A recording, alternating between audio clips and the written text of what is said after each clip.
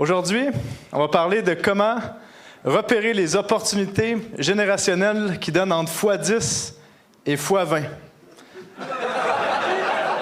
Ah, et x100, et x100.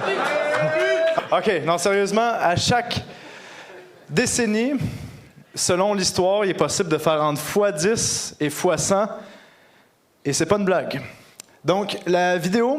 Non, c'est une présentation. La présentation est divisée en 4 parties. La première, c'est comprendre que les opportunités sont abondantes. La deuxième partie, la façon de penser pour repérer les opportunités. La troisième partie, comment concrètement les repérer. Puis finalement, la partie 4, comment avoir une vie réellement riche. Est-ce que ça vous intéresse? OK. OK. Bon. Est-ce qu'il y a des gens qui aiment faire de l'argent ici? Donc, sur les 120 dernières années, on a vu naître une opportunité générationnelle au moins à chaque décennie. Et je vous mens pas, parce que regardez ça. On commence dans les années 1900. Il y avait le chemin de fer, le pétrole, l'acier. C'était possible de faire entre x10 et x100 dans Standard Oil, la compagnie US Steel, dans tout ce qui était acier. Bon, 1910, on se dit, mais là, il n'y aura pas d'autres opportunités. Mais non, les voitures Ford arrivent, font x40. On a Boeing avec les avions qui arrivent x20. Chaque dizaine d'années, il y a une révolution qui permet de faire entre x10 et x100. 1920, c'est quoi la radio? C'est possible de faire x100 en investissant dans la compagnie Radio Corporation of America, parce que c'était la première fois dans le monde entier qu'on pouvait avoir une personne qui parle et qui est écoutée par le monde entier, finalement. 1930, c'était possible de faire des gros multiples en rachetant, après le crash de 1929, toutes les actions du Dow Jones. En 1940, avec la guerre, on ne va pas investir là-dedans, mais l'aérospatiale, la défense, l'acier, encore des x10. 1950, l'immobilier, les électroménagers qui sont arrivés dans les maisons, avec la radio RCA, la même compagnie, c'est spécialisé en télévision. C'est la première fois qu'on avait des télévisions. x30, x15, x10. 1960, les semi-conducteurs, avec IBM, le Coca-Cola qui est arrivé. 1970, l'or, l'argent, le pétrole, x10, x10, x8. 1980, avec Microsoft, un x800. Puis là, remarquez les multiples à partir d'ici. Remarquez les multiples. 1990, Internet, téléphonie basique comme Nokia. C'était possible de faire x10, x100. Amazon, x100. Cisco, x100. En l'an 2000, on parle de l'or, les minières, l'arrivée des smartphones, l'arrivée des médias sociaux. x10, x50, x30, tout est là. Là, je suis rendu là. 2010, Bitcoin, x1 million. Bon, c'est bien. Ethereum, x500. Tesla, x200. Bon, là, on est rendu en 2020, 2025 exactement. Qu'est-ce qu'on a vu déjà en 2025? En 5 ans, on a vu l'arrivée de l'intelligence artificielle, des cryptos 2.0, de l'uranium, NVIDIA x100, des Solana x30, des BitTensor x40, des AV x100. Ça n'arrête pas. Puis là, qu'est-ce qui va arriver? Qu'est-ce qui va arriver maintenant? C'est ça la question que j'imagine que vous vous posez, et c'est ça qu'on va essayer de répondre. 2030, on va avoir l'intelligence artificielle, d'autres technologies qui s'en viennent. On va en parler un peu plus tard dans la conférence. Donc, il y a un mindset, une façon de penser ici qu'il faut avoir. La façon de penser des gagnants, c'est qu'il y a de l'abondance. C'est pas parce qu'on rate un train qu'on va rater le prochain. Il y a toujours possibilité d'avoir des gros multiples. Donc, et remarquez une chose intéressante, comme je vous ai parlé, depuis les 20 dernières années, qu'est-ce qu'on a vu sur les chartes? Avant, c'était des x5, des x10, des x15. Depuis les 20 dernières années, c'est des x100. On a une accélération des gains. Et avant, les courbes étaient toutes plates. Si on regarde ça, par exemple, pour la radio ici, ça a pris de 1920 jusqu'à, ici, 1950. Donc, 25 ans avant d'être adopté. Toutes les courbes sont plus plates. Et remarquez une accélération. Plus qu'on va ici, dans les dernières années, il y a une accélération de l'adoption de toutes les technologies. Pourquoi? Parce qu'il y a plus d'argent que jamais dans les marchés. On le sait que la quantité globale d'argent, on n'arrête pas d'imprimer de l'argent, il y a de l'inflation, mais il faut que ça aille à quelque part, cet argent-là. ça va dans les nouvelles technologies émergentes. Numéro 2, l'information circule plus rapidement que jamais. Donc, ça fait que plus rapidement, les gens savent qu'est-ce qui peut être payant. Et troisième chose, c'est qu'il n'y a plus de limitation géographique à une idée. Aussitôt qu'une bonne idée arrive, elle est déjà mondiale. C'est plus localisé à une ville ou à une province, c'est déjà mondial. Donc, est-ce une bonne nouvelle selon vous? Ben oui, vous avez raison. Parce que ça crée plus d'opportunités en moins de temps. Parce qu'il y a plus de changements que jamais dans notre monde. Changement égale volatilité. Volatilité égale opportunité. Mais il faut savoir où regarder. Et c'est de ça qu'on va parler dans la conférence. Donc, mais avant de voir où regarder, il faut savoir quelle façon de penser pour repérer ces opportunités-là. Parce qu'il y a une façon de penser qui va nous permettre de repérer les opportunités. Parce qu'il va y avoir des x10 en 2030, il va y avoir des x10 en 2040. Après, je ne sais pas, on verra. Avec l'intelligence artificielle, bien des choses peuvent se passer. Donc, la façon de penser ici, il faut comprendre que les choses ont toujours l'air si évidentes, mais après coup. Comme par exemple, on a monsieur ici. J'ai découvert Bitcoin lorsqu'il était à 1$, mais j'en ai pas acheté. Combien de personnes vous ont déjà dit ça? Il y en a tellement. Ne devenez pas un millionnaire de salon. Ça c'est un meme, je ne sais pas si vous savez c'est quoi. C'est le seul mec qui est capable d'être heureux et triste dans le même visage. C'est ça. Donc, ne devenez pas un millionnaire de salon, prenez action. Donc, pourquoi la majorité des investisseurs réussissent pas à repérer ou à bénéficier, à profiter de ces opportunités-là? Ben, wow, il fallait que je prenne de l'eau. OK. Ouais, juste une chose en France, je suis désolé, on a le bouchon qui fait chier. Ah, c'est nouveau, ouais, on n'a pas ça, hein, c'est cool. Ça, c'est chez nous, ça. Ah, mais tu peux pas le perdre au moins, c'est bien. Hein? Ouais. Donc, pourquoi les investisseurs ne réussissent pas à trouver ces opportunités-là en général? Un, parce qu'ils ne savent pas où regarder. Bon, ça, je pense que c'est la masse en général. Deuxième chose, c'est qu'ils ne sont pas conscients qu'il y a des opportunités à chaque dizaine d'années. Puis peut-être que vous n'étiez pas conscient avant que je vous en parle il y a à peine quelques minutes. Focus trop sur le court terme, comme parlait Iril avec la dopamine. Peur d'avoir tort, parce que en général, les gens, quand ils investissent, ils ont besoin que leurs parents, leur famille leur disent « Ben oui, t'as bien fait d'investir dans tel truc. C'est normal que ça crache. Tout le monde a perdu de l'argent. » Mais c'est ça. La dernière fois, si on va investir dans de quoi qui va faire x10, ben il faut être un petit peu hors norme. Attendre que ce soit évident pour investir. Donc, des fois, les opportunités les meilleures, c'est pas si évident d'investir comme avec BitTensor. Au début, on investissait sur un OTC ou les premières cryptos. Puis, les gens, la plupart du temps, arrivent toujours en retard. Et ça, on l'a vu au fil des cycles crypto. Donc, êtes-vous intéressé, je vous pose la question ici, à avoir une structure de pensée pour repérer les opportunités générationnelles et voir dans l'avenir? Je crois que je peux vous aider. Donc, voici comment voir dans l'avenir. Il faut comprendre une chose pour voir dans l'avenir, c'est ça ici. Qu'est-ce qui a permis aux humains de survivre sur cette planète et se répandre et s'expandre rapidement, selon vous? Adaptation, collaboration. Accès à l'énergie. Imagination, communauté. Toutes des bonnes réponses. Mais comme qu'il faut que ça fitte avec ma présentation, c'est la compréhension des cycles et des patterns. La découverte des saisons a fait que les humains ont pu prospérer. Ils ont découvert que ça se répétait, que les choses se répétaient toujours de la même façon. On ne plante pas en hiver, on récolte pas à l'automne par hasard.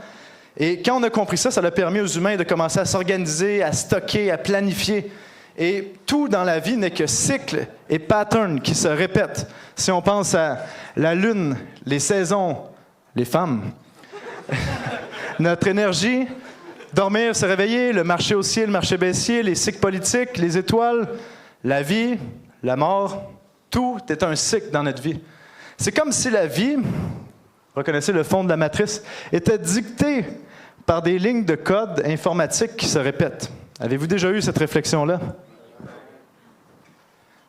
Un code informatique, comment ça fonctionne?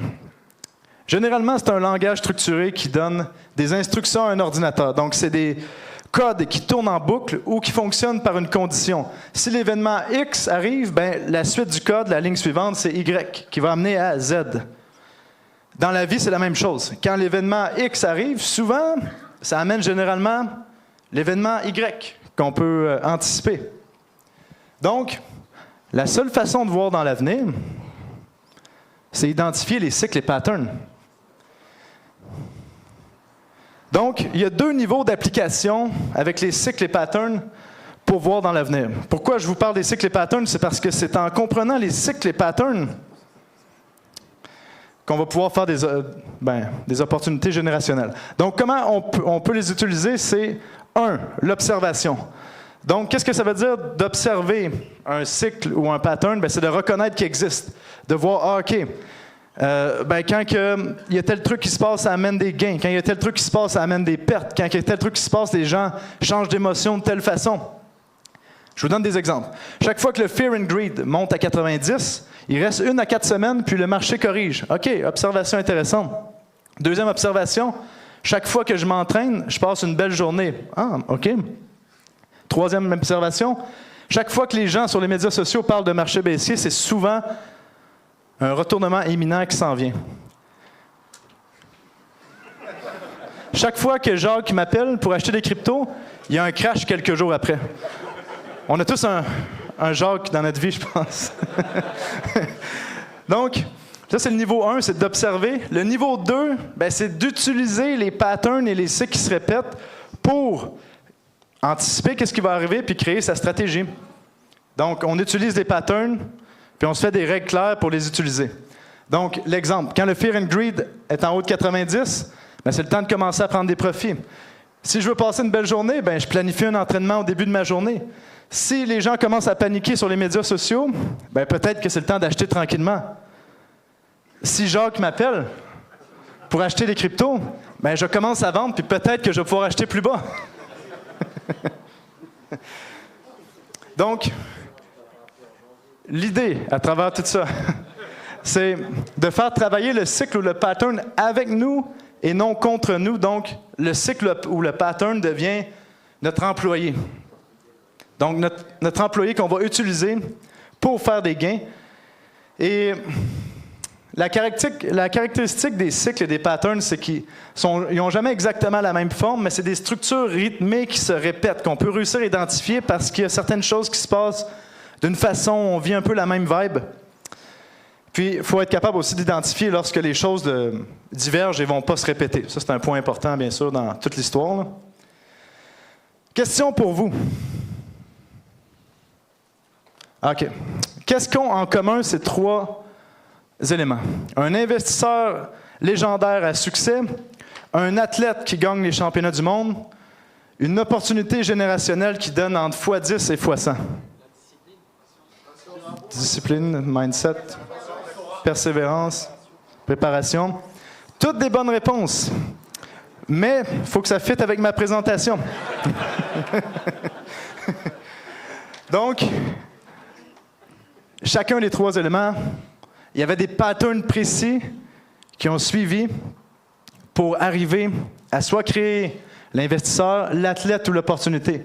Donc, si on sait qu'il y a des patterns qui ont amené l'athlète à devenir un athlète de haut niveau, qu'il y a des patterns qui ont amené l'investisseur à être un investisseur de haut niveau, puis qu'il y a des patterns qui ont amené une opportunité générationnelle à être une opportunité générationnelle, qu'est-ce que ça veut dire? Ça veut dire qu'on peut les observer, les étudier, puis ça se répète. Intéressant, non? Parce que, comme disait Tony Robbins, le succès laisse des indices. Et, c'est ça. Notre rôle, c'est d'identifier ces patterns-là, puis d'agir dessus. Mais la difficulté principale qu'on a actuellement, c'est comme qu'est-ce qu'Iril nous parlait, c'est qu'il y a tellement de bruit maintenant, puis d'informations qui arrivent dans tous les sens que c'est dur de savoir où regarder. Et la seule façon d'identifier ces patterns-là, c'est qu'il faut savoir les choses à regarder qui ne sont pas du bruit. Faire la différence entre qu'est-ce qui est du bruit et non du bruit. Et on va en parler dans les prochaines minutes. Exactement ici, dans la partie 3, comment repérer les x10 à x100. Donc, je vais donc vous présenter les fameux patterns et les façons de penser à avoir pour réussir à identifier les opportunités générationnelles. C'est intéressant jusqu'ici? Oui. OK. Merci. Parce que d'habitude, tu sais, quand je fais une vidéo, là, j'ai mon écran, j'ai ma caméra, j'ai mon micro, puis je finis le truc, puis je suis tout seul dans ma pièce, comme ça. Fait que c'est vraiment une belle expérience de vous avoir ici, sérieusement.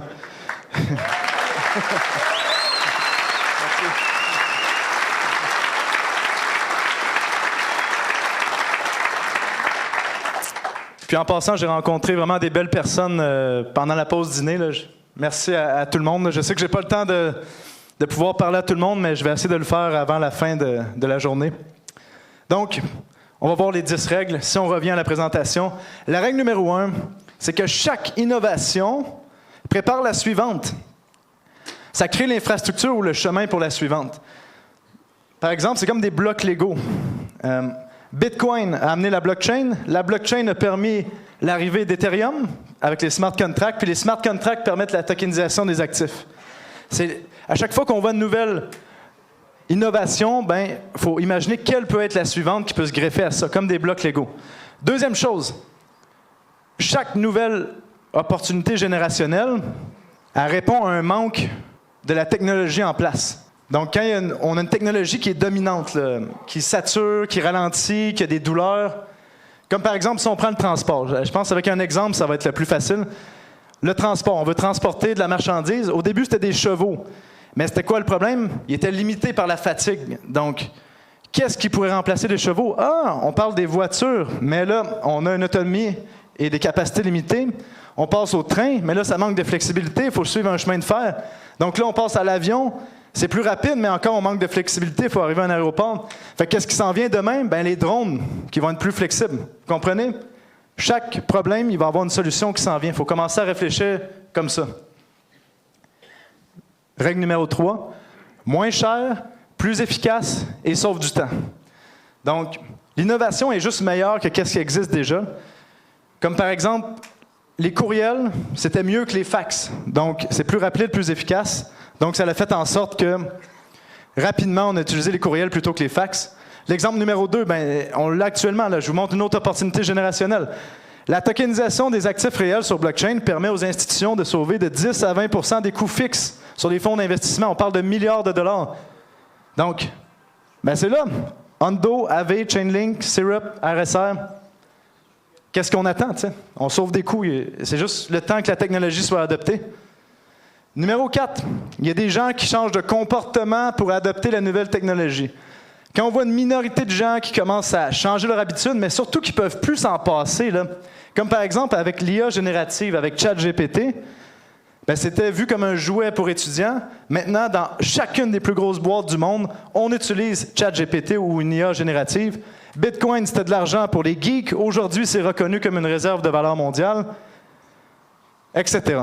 Donc, numéro 5, qu'est-ce qu'on veut pour avoir une opportunité générationnelle qui donne entre x10 et x100? On veut le vent dans le dos. Donc, on veut cibler un secteur où est-ce qu'on est en expansion et non en train de crasher. Donc, je vous donne un exemple ici. Les journaux papier.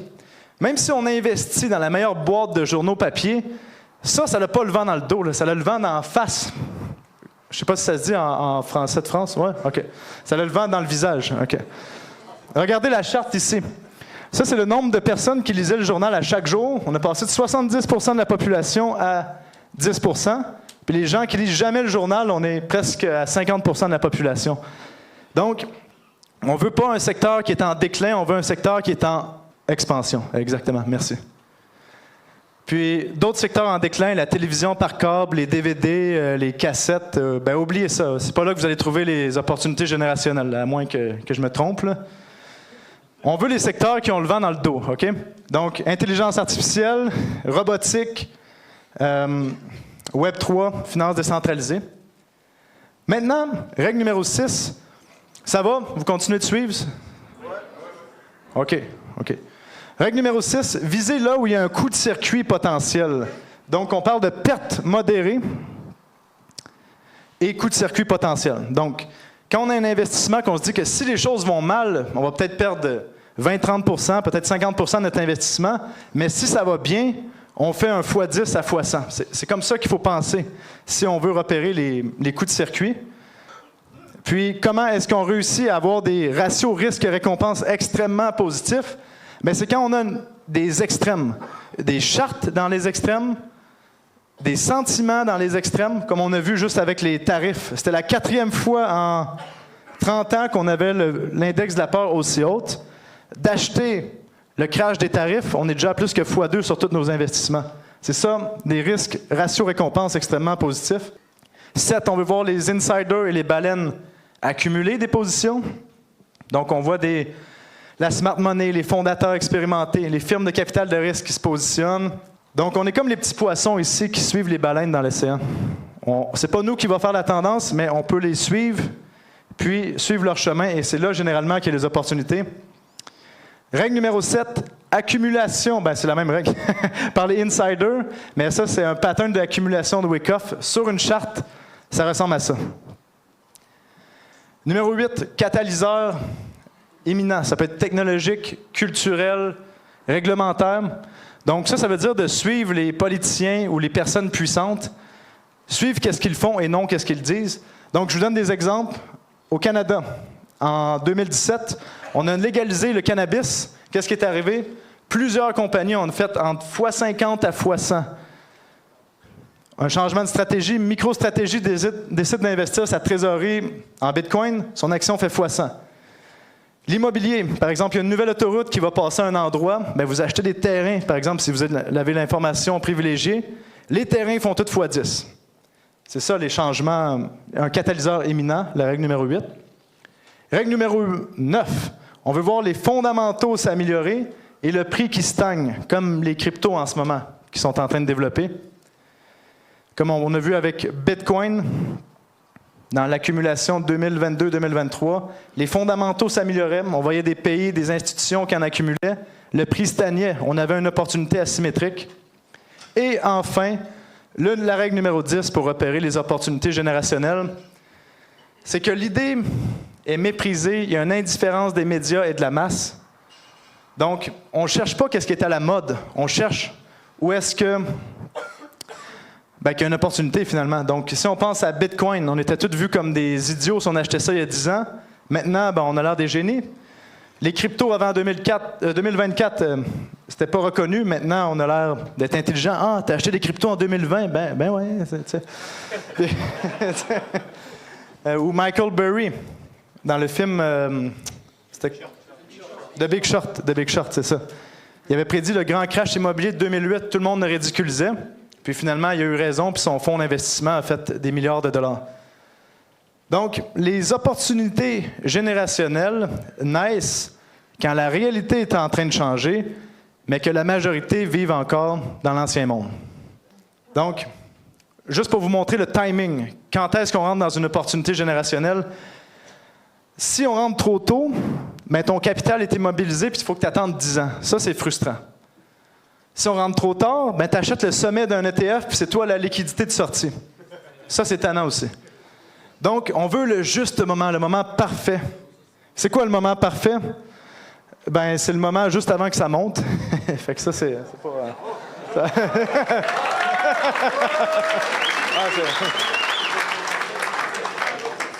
pas... OK, c'est facile dit comme ça, là, mais je vais vous montrer qu'il n'y a aucune façon parfaite d'entrer dans une opportunité générationnelle. Mais il y a 3 moments intéressants, par contre, OK? Premier moment intéressant, c'est que avant qu'il y ait une première vague d'excitation au niveau de la technologie, c'est d'entrer avant. Comme par exemple, quelqu'un qui entrait dans l'intelligence artificielle en 2021, tout le monde s'en foutait. Mais sauf que le problème, c'est qu'on ne sait pas quand que ça va décoller. Donc, on a un potentiel de gain maximal, mais on a un risque maximal parce qu'on ne sait pas si ça va décoller, puis le risque c'est d'arriver trop tôt puis d'attendre 10 ans. L'option numéro 2, que ça, c'est vraiment intéressant, c'est qu'on le sait que cette technologie-là ou ce truc-là va être adopté, mais c'est plus à la mode en ce moment. Là. Donc, on est encore des idiots d'acheter. Là, c'est ça qu'on se fait dire. Donc, on a eu le pic, ça a crashé. On se retrouve ici. Ça prend 1 à 3 ans généralement avant que ça arrive. Puis là, qu'est-ce qui se passe? C'est que on peut acheter ici, mais le risque qu'on a, c'est que l'opportunité ou le hype ne revienne jamais. C'est ça le risque qu'on a. Mais les compagnies qui survivent au premier crash, c'est les meilleures compagnies parce qu'on a liquidé, on a nettoyé la merde, disons, de tout le secteur. Puis, l'option 3, la moins risquée, selon moi, c'est de surfer une tendance haussière en achetant par palier sur les corrections. Ça, on le sait. Et le truc, c'est quoi? C'est d'attendre les extrêmes. On veut attendre un extrême que c'est survendu. Là. On veut un moins 80 %. Là. Par exemple, un BitTensor qui descend à 200 $. Là, on est dans les extrêmes. Là, c'est le temps de recommencer à accumuler. Le potentiel de gain est peut-être moins haut, mais c'est l'option la plus facile selon moi. Puis le seul risque qu'on a là-dedans, c'est d'arriver à un moment donné que c'est la fin puis que ça crache. OK. Là c'est une question, je veux savoir, est-ce qu'on va jusque-là? Les prochaines opportunités, x10 à x100 qu'on aimerait vous apporter chez Crypto Recherche, servis sur un plateau d'argent. OK, on va y aller. On y va. Donc, c'est ça les opportunités, personnellement, que je vois qui peuvent faire x10 à x100 pour le futur. Il suffit juste de retrouver les bonnes compagnies là-dedans, puis on est en train de faire justement des bons rapports, vous allez voir, qui s'en viennent vers vous chez Crypto Recherche. On a effectivement les cryptos puis les projets leaders de catégorie en intelligence artificielle, tokenisation des actifs, finances décentralisées, plateforme de contrats intelligents, peut-être gaming. On a les actions qui font le pont entre les cryptos et le marché des actions. Il n'y en a pas beaucoup encore, donc il y a une opportunité là-dessus. Les actions en intelligence artificielle, les robots humanoïdes, il y a un rapport qui s'en vient là-dessus justement. On a les agents IA autonomes, l'énergie avec l'uranium, comme les petits réacteurs nucléaires que Thomas nous a parlé, et les métaux précieux. C'est ça que j'identifie dans les prochaines années. Est-ce que ça fait du sens pour vous? Si on suit les règles de pattern, la plupart des opportunités qu'on voit ici suivent pas mal toutes les 10 règles qu'on vient de parler. Est-ce que vous voulez aller plus loin dans le futur? 2030-2040. Donc, ça c'est probable. Okay? Je ne suis pas en train de mettre ma main au feu pour ça, mais on prévoit l'intégration d'intelligence artificielle dans le corps humain, les neurotechnologies, les robots humanoïdes qui viennent vraiment un truc normalisé, puis les technologies de rajeunissement et longévité au niveau biologique. On peut aller encore plus loin si on est fou, là, mais là, on va espérer être encore en vie rendu là. 2040 et plus. Qu'est-ce qui pourrait arriver comme opportunité générationnelle? La colonisation de l'espace, on parle de la Lune, de l'espace carrément. La conscience numérique, on va pouvoir télécharger notre mémoire, ça s'en vient. Parce que tous les trucs que je vous parle, ça s'en vient comme avec Neuralink, on a vu quelqu'un contrôler une souris avec son esprit. C'est là, c'est une question de temps que ça arrive. Réalité mixte, tout ce qui est metaverse, puis l'énergie libre ou quantique. Donc, le futur, regarde bien, si on regarde ça. Donc, on va passer à la partie 4. Maintenant que vous savez repérer les opportunités générationnelles, il y a un autre truc que j'aimerais qu'on parle qui me tient encore plus à cœur que juste faire de l'argent. C'est la partie 4 ici, qui est comment avoir une vie réellement riche. Comment avoir une vie réellement riche? Regardez-moi ce gars-là, tout content, tout musclé avec ses amis. Ça, c'est intéressant. Tu sais. Mais pas, dans le terme, c'est intéressant d'être lui, pas de... Ouais.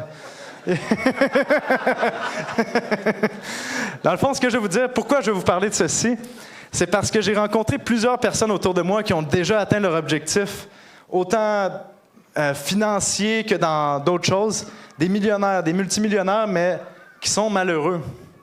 Puis, est-ce que ça vous est déjà arrivé d'atteindre un de vos objectifs dans votre vie, que vous vous êtes dit, ça, si j'atteins tel truc, ça va me rendre heureux, puis finalement, vous n'êtes pas plus heureux. Est-ce que ça vous est déjà arrivé, ça? Ben moi aussi, ça m'est déjà arrivé, puis quand même souvent. Mais maintenant que j'ai compris ça, un peu moins. Donc, c'est un peu l'idée de la deuxième prison. Vous le savez, pour la plupart des gens, la première prison, c'est de sortir de tout ce qui est l'esclavage, de ne pas avoir assez d'argent, par exemple, ou de se sentir pris au niveau financier. Mais je vous le dis, si vous sortez de là, il y a une deuxième prison qui vous attend, puis cela peut frapper aussi fort que la première. C'est que quand on atteint un certain niveau d'aisance financier, puis qu'on se dit « OK, là, ça va, j'ai réussi à sortir de la prison », il reste une prison, puis elle est ici. Ça ne veut pas dire que votre cerveau puis vos programmes sont prêts à la suite des choses. Puis ça frappe fort quand on l'apprend.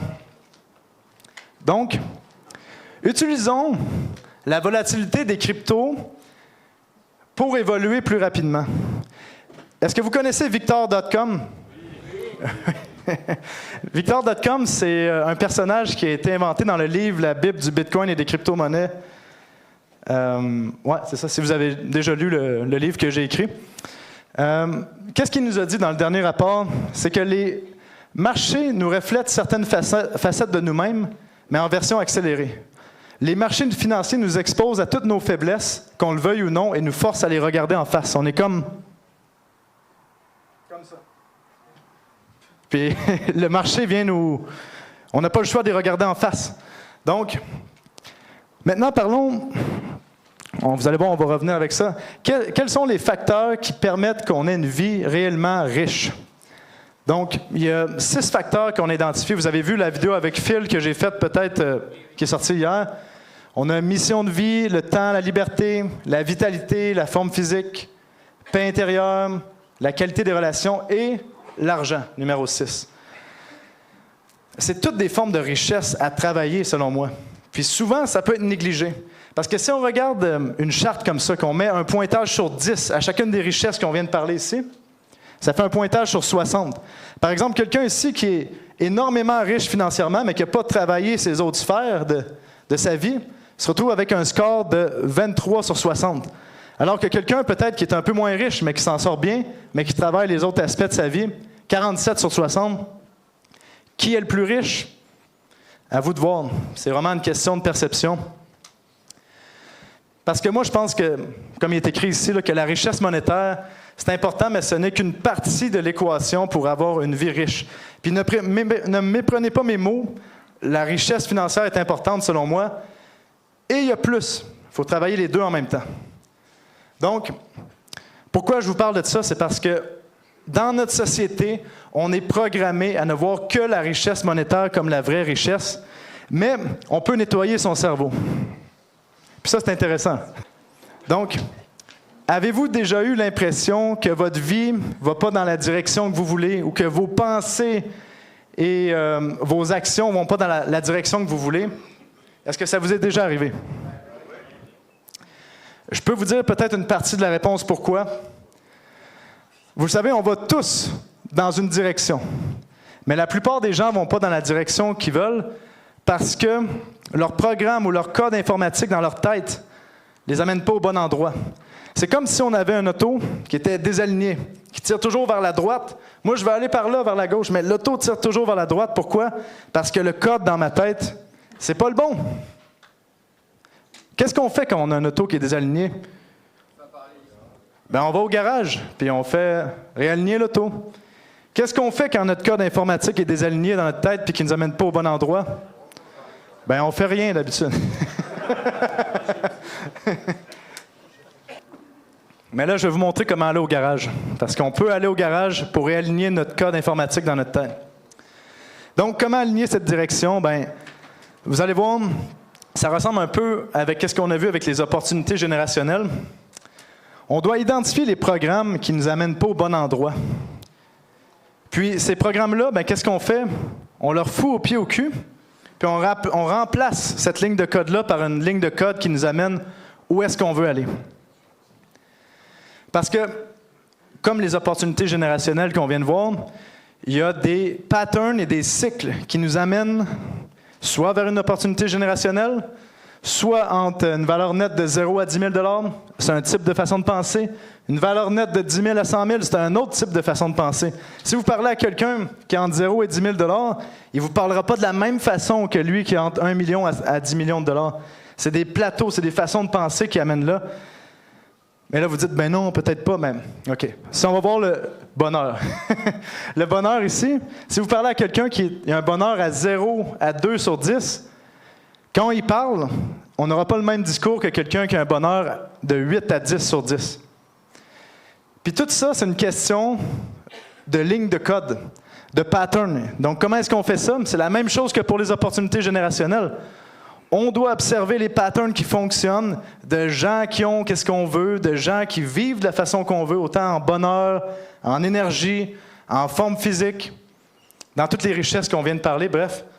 On observe les patterns qui fonctionnent. Ensuite, on doit s'observer nous-mêmes. Quel pattern qu'on a qui ne nous amène pas où qu'on veut, puis quel pattern qu'on a qui ne nous amène pas où qu'on veut. Puis ensuite, on remplace les mauvais patterns par les patterns qui nous supportent. Bon, ça a l'air simple dit comme ça, mais il faut prendre le temps de le faire. Puis si vous n'êtes pas constamment surstimulé, comme qu'est-ce que Iril nous parlait avec la dopamine, c'est quelque chose qui se travaille à tous les jours, autant que la richesse financière. Donc, comment est-ce qu'on identifie une mauvaise ligne de code? Ça, c'est la question que vous vous posez. C'est à chaque fois qu'on ressent une mauvaise émotion.